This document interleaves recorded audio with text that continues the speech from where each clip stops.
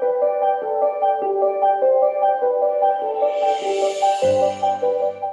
I think it would be a huge advantage to be able to have a degree from both universities because it'll demonstrate to potential employers that you understand what's going on globally, that you understand what's going on in Europe and with the EU, and there's also you understand what's going on in America and American media. So I think it has a tremendous strategic advantage for students.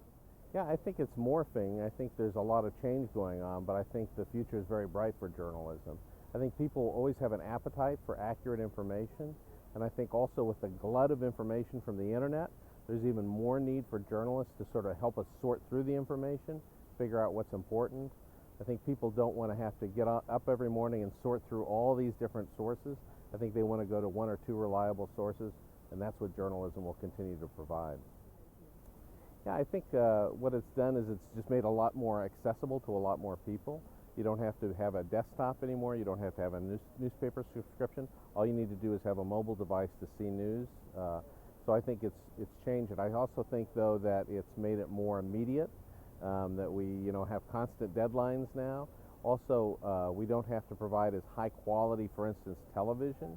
On a mobile device, we're much more forgiving of what the video looks like or the quality. So I think we're going to be doing much more shorter stories, news briefs, and shorter video pieces than we did in the past. I do. I think crowdfunding, is going to be a big source for helping journalism in the future.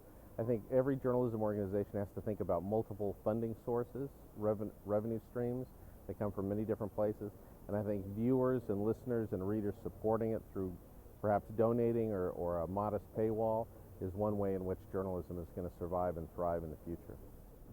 Well, I think, the difference between perhaps what we do at Jesuit universities and other universities in terms of teaching communication is we really emphasize two things: ethical communication, making sure that what we do really is held to high ethical standards.